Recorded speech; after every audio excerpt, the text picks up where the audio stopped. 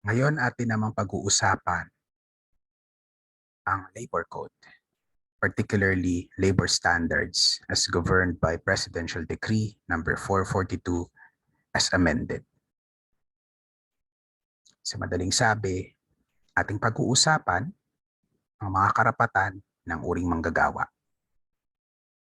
Labor law is defined as that varied body of law which is applied to matters just like employment, remuneration or wages, conditions of work, trade unions, and industrial relations. Labor standards in particular is a subfield of labor law, which prescribes the terms and conditions of employment as affecting the following: wages or monetary benefits, hours of work, cost of living allowances, and occupational health, safety, and welfare of the workers. Now, ang mga manggagawa ay pinoprotektahan ng ating saligang batas.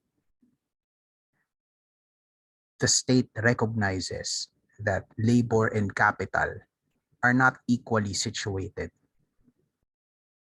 Capital, in other words, the employers, they are stronger, they are more powerful, they have the money, they have the influence. Everything is stacked in their favor. Samantala, ang mga uring manggagawa, kung hindi may kaya lang, talagang sadyang maralita. Malamang sa malamang walang pera para magbayad ng kanilang sariling mga abogado na magsasabi at magtuturo sa kanila kung ano ang mga dapat at kung ano ang mga kaya nilang gawin o ipaglaban. Kadalasan, dahil nga hindi naadbisuhan, hindi rin alam ng ordinaryong manggagawa kung ano ba talaga ang sinasabi ng mga batas ukol sa kung ano yung dapat nilang matanggap, kung anong treatment yung talagang para sa kanila. Kung maaalala ninyo, back in our oblicon, naalala ninyo yung manggagawa sa Valenzuela na binigyan ng kanyang 2 days worth ng sahod na puro barya. Imagine that. That only goes to show the inequality of the situations of capital on one hand and labor on the other. Alam yan ng gobyerno, alam yan ng estado. Kaya naman, sa saligang batas natin, nakalagay na malinaw na pinagtatanggol ng ating gobyerno, ng ating batas, ang ating labor force, ang ating mga manggagawa. These are the basic rights granted by the Constitution to all workers. Half of these are covered by labor standards, particularly security of tenure, a living wage, humane working conditions, and a share in the fruits of production. Of course, we will not go into a very detailed, deep dive into labor because this is an entire law subject. Actually, 2 law subjects. Labor standards is one subject, labor relations is another. Labor relations pertain to the last 4 that you see in this list. The right to self-organization. Basically, ang karapatan ng mga manggagawa na bumuo ng mga union. Because in union, there is strength. Yung hindi kayang sabihin ng isang manggagawa nang nag-iisa lang siya with a voice that falters. Pwedeng sabihin ng ubos lakas ng isang grupo. At yung isang grupo na yon, due to their numbers and their unity of purpose, they can negotiate with equal vigor with their employer or employers. Kasama din sa labor relations yung karapatan ng mga manggagawa na mag-strike kapag mayroong hindi ka nais-nais na ginagawa ang isang employer, bordering on what we call unfair labor practices. Workers can invoke and then exercise their right to peacefully protest. At syempre, ang mga empleyado, ang mga workers, hindi yan 100% passive parties in the span of their lives as workers. Employees are more than capable and are expected to participate in policy and decision-making processes. But for purposes of our discussion, let us focus on the important parts of labor standards. Makikita ninyo dito, no less than Section 3, Article 13 of the Constitution provides for these basic entitlements to all workers, whether local or overseas, whether organized or unorganized. Lahat yan, karapatan nila ang magkaroon ng security of tenure, karapatan nila na magkaroon ng makataong work conditions, karapatan nilang masweldohan para sa kanilang trabaho. Now, first off, let's tackle security of tenure. As mentioned earlier, nabasa naman natin in the previous slide, security of tenure is a constitutionally guaranteed right. What does security of tenure entail? Only this: an employee may not be terminated from their regular employment except for just or authorized causes under the Labor Code and other pertinent laws. Sa madaling sabi, once an employee attains regular status, hindi pa pwedeng papasok siya sa trabaho isang umaga, makikita niya yung gamit niya sa labas ng opisina, sasabihin sa kanya, wala ka ng trabaho. No, a regular employee can only be removed for cause. Now, the Labor Code and other pertinent issuances, they outline a number of causes which might justify a verdict of termination or removal from the service. Hindi nagpapapasok, hindi nami-meet yung standards ng opisina despite getting chastised about it, o yung mga hindi may iwasan kagaya ng nag-reduce ng numbers, ang isang opisina nag-reduce ng empleyado, nag-lay off ng mga employees kasi pandemic, hindi kayang i-sustain yung current number of workers. There are a number of reasons, just causes, authorized causes, that would support a conclusion on the part of the employer that we need to let this employee go. But that's the point. There has to be a reason. Sabi nga ni Piolo Pascual, there has to be an acceptable reason before you can sever ties with an employee. Otherwise, kung gusto mo siyang tanggalin dahil ayaw mo lang sa pagmumukha niya o dahil wala lang, gusto mo lang mag-power trip, that will not do. That is not allowed by the law because of security of tenure. Every regular employee has security of tenure. You will not be able to remove an employee without cause. Now, let us go to wages. Wages, of course, you can take time to read what is on display dito sa screen.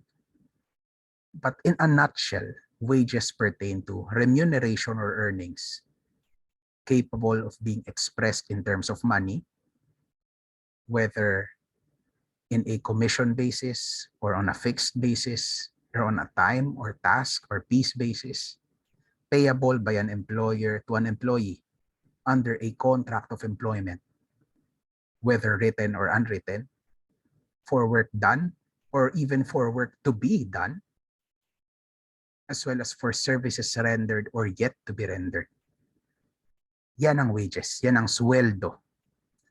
Again, what are the core requisites in order for something to be called wages?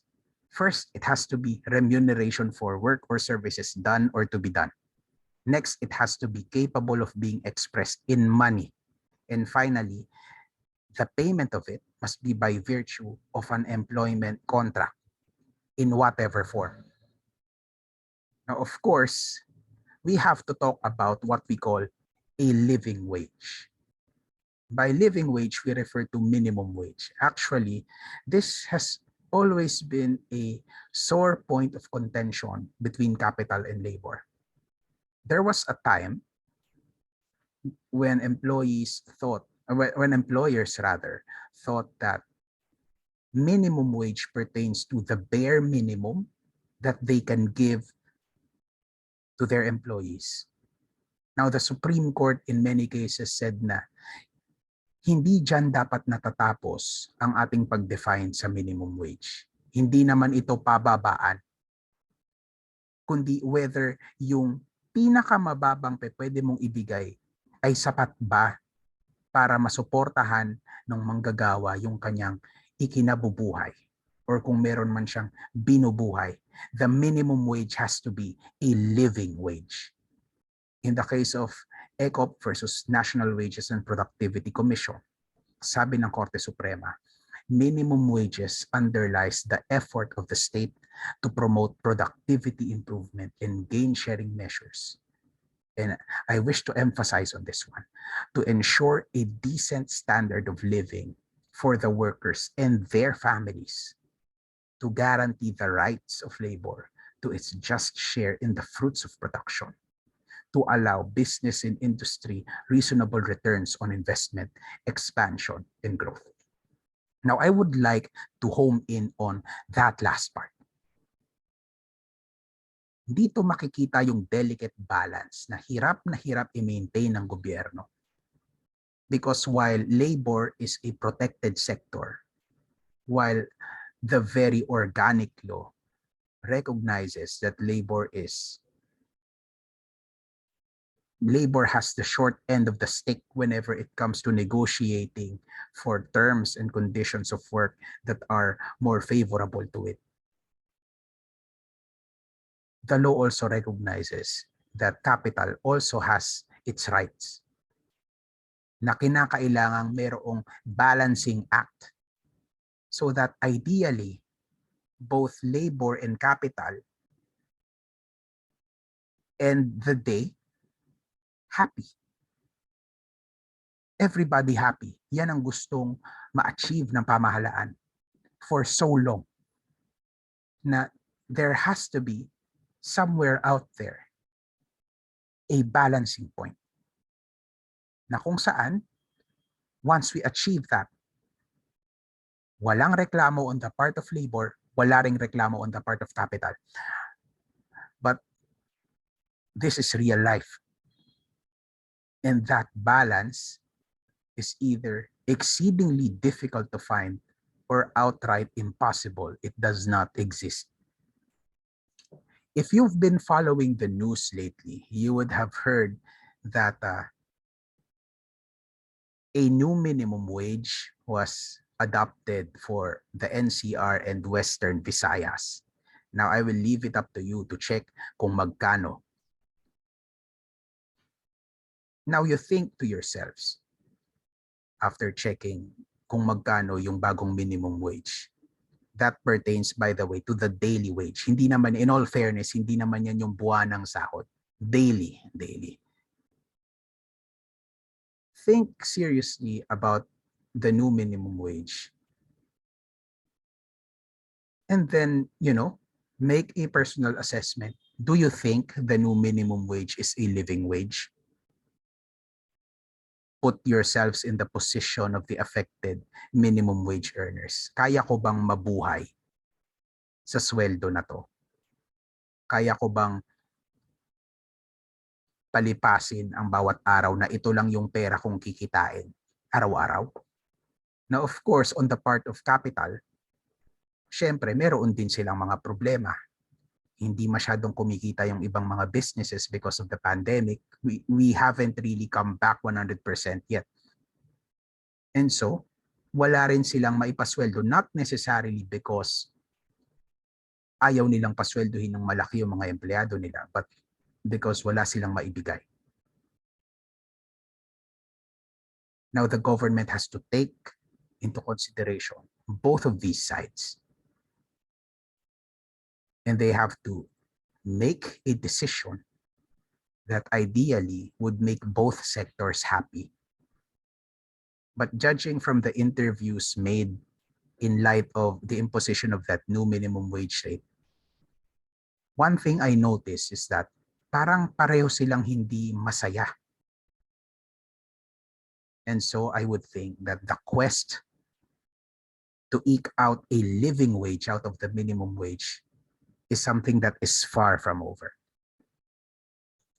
Now let us move forward. Dahil nakaka-depress pag-usapan ng minimum wage, let us go to hours of work, which of course forms part and parcel of humane working conditions. Hindi pa pwedeng nasa opisina ka buong araw. You have to go home. And as such, as a general rule, pursuant to Article 83 of the Labor Code, the hours of work shall not exceed 8 hours a day. Now take note of this observation of the Supreme Court in Legend Hotel versus Realuyo, a 2012 decision of the court. Take note of the phrase shall not exceed. In other words, if some office out there mandates a 6-hour workday, that does not go in contravention of the law. That is actually allowed by implication. Kasi ang sabi nga naman sa batas, shall not exceed. So sa madaling sabi, a maximum of 8 hours a day. Kung gusto nila ng 4-hour work week, that can be done. What is not prohibited is allowed. Now, of course, by way of exception, health personnel in cities and municipalities with a population of at least 1 million, or health personnel in hospitals and clinics with a bed capacity of at least 100, they shall work for 8 hours a day. Take note of the absence of the phrase shall not exceed. No, they have to work 8 hours a day, 5 days a week. But if the exigencies of the service require that they work for 6 days, which more often than not would be the case for these densely populated cities and municipalities or for the bigger hospitals out there. Dahil sa dami ng mga kailangang i-admit sa COVID ward, sa dami ng mga may ibang mga nararamdaman for the emergency patients. If these health personnel need to go to work for 6 days in a given week, they need to be given, well, additional compensation of at least 30% of their regular wage for work on the 6th day. So basically, sa pang-anim na araw ng pasok nila, they get 130%. So the 100% pertains to their regular pay, as in yung kanilang regular na daily sweldo sa regular workday, plus 30% of their regular wage. All right. Now, let us move to night shift differential, or NDS. The NDS is the additional compensation in the amount of what? 10% of an employee's regular wage for each hour of work performed between 10 p.m. and 6 a.m. Likewise provided under the Labor Code, specifically Article 86. Now, the NSD is given on top of regular wages. Let me show you how, by way of example. We have X. X is paid 100 pesos per hour. Now, the thing is that he had to work from 10 p.m. to 6 a.m. kasi may kailangan siyang tapusing urgent deliverable na pinapagawa sa kanya at pinapatapos in short notice. Dahil doon, kinailangan niya mag-all-nighter sa opisina. Now, considering that X is paid 100 pesos per hour, X shall now be paid 110 pesos, which is his regular pay plus the NSD amounting to 10% of his regular pay. So what's 10% of 100? Of course, it's 10 pesos. So 100 pesos by way of regular pay hourly plus 10%. So that's 110 pesos per hour work during such time interval. Now, overtime work is defined as any work or service rendered or performed in excess of 8 hours a day. Overtime compensation, otherwise known as just plain overtime pay, is additional pay given to an employee for rendering overtime work. Kasi minsan, sa dami ng mga ginagawa sa trabaho, hindi sapat ang 8 oras. Kahit na gusto mo nang umuwi, kahit na gusto mo nang matapos ang workday, ang trabaho ay hindi pa tapos. Kung kailangan tapusin, you have to stay, you have to work. You have to work overtime. Now, paano ang computation ng overtime pay. We have to make distinctions here. Sometimes you work overtime on an ordinary working day. So as I am recording this, it's Monday. So say you work overtime on a Monday, an ordinary working day, hindi naman holiday. So how do you compute? You multiply your hourly wage by 125%.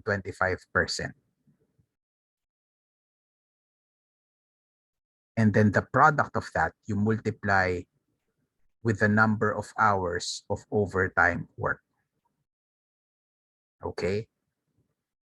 So basically, your hourly wage plus 25% of that hourly wage. Again, the product of that, you multiply with the number of hours you actually work overtime. So that's overtime pay on an ordinary working day. How about if you work on a special non-working day? Like for example, Chinese New Year is a special non-working day. Chinese New Year fell on a Monday. That's February 2. That was Feb 2. So sabihin natin you had to go to work and then you worked overtime. O kundi kaya you were told or directed to work on a Saturday, which is a rest day. How do you compute? Yung first 8 hours of work mo, ang sweldo mo doon ay your hourly wage plus 30% of that hourly wage. In other words, hourly wage times 130%. Now, yun yung sa unang 8 oras. Now, you had to work overtime. So, beyond 8 hours, this is how you compute. So, yung iyong, for the first 8 hours, yung iyong hourly wage times 130% kanina. So, basically, that would be your WRD. You also multiply that by 130%. The product of that, you will multiply with the number of hours worked. All right? All right. Now, what if you had to work overtime on a special day that also falls on your rest day? Like for example, no? Special non-working holiday siya. Tas nataong Sabado, kaso sinabihan ka na kinakailangan mong pumasok sa office at magtrabaho. Your hourly wage then would be this. Basically your pay for the first 8 hours would be your hourly wage times 150%. So you get a 50% increase essentially. So yun sa unang 8 oras. What if you had to work overtime? So yung WRD mo, which again is hourly wage times 150%, you multiply that by 130%. The product of that, you would have to multiply with the number of hours you actually work overtime. Take note of these formulas. All right. So tapos na tayo sa mga special non-working days, tapos na tayo sa rest days. What if you had to work on a regular holiday like Christmas or like Rizal Day, which is for the record December 30, not June 19. All right. For the first 8 hours na nagtrabaho ka, your pay would be your hourly wage times 200%. So you get a 100% increase for the first 8 hours of work. Ngayon, kung hindi ka pumasok, kasi ba't ka nga naman papasok Pasko, you still get paid, no? Your hourly wage without any increase. O sabihin natin, pumasok ka. So you get hourly wage times 200% for the first 8 hours. Now let us say you had to work overtime. So your OT pay would be your WRD times 130%. And then you multiply that by the number of hours you worked overtime. So you see, mataas ang ibinibigay sa mga empleyado na kinakailangan pumasok on a regular holiday, more so if they had to work overtime. You know the reason for this? This is basically capital's way of reimbursing you for basically what amounts to an act of heroism. Why would anybody go to work on Christmas Day unless it is absolutely necessary? It is for that reason that the employer is supposed to reward, in a sense, the employee for his or her efforts. That's the least that they can do, honestly. Now, what if the regular holiday also falls on a rest day? What if Christmas fell on a Saturday? The formula would be a little bit more complicated, because you multiply your hourly wage by 200%. Again, it's a 100% increase kasi nga it's a regular holiday. Plus, no, you get 30% of that, tapos i-add mo doon. So if you got, for example, if your hourly wage is 100 pesos, and then you multiply, you're supposed to multiply that by 200%.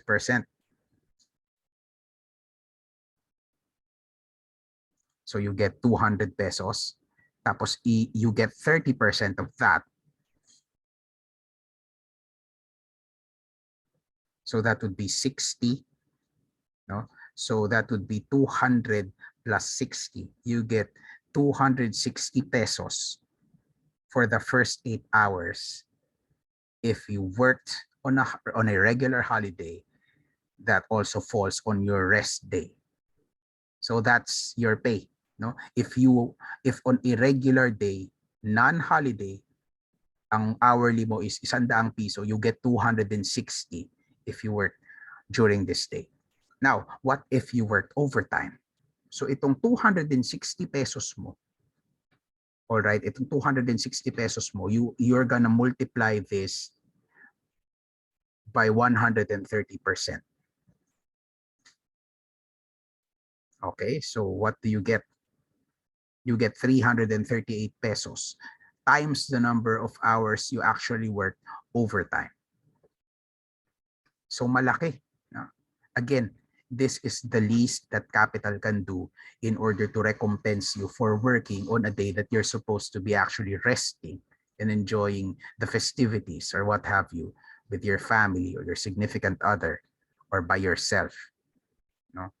Kagaya nga ng sinasabi ni Jay-Z sa kanyang kanta, di ba? You could be anywhere in the world right now, but you're here. And bilang nandito ka na, kailangan namang makabawi ng employer sa'yo for being here at work of all places.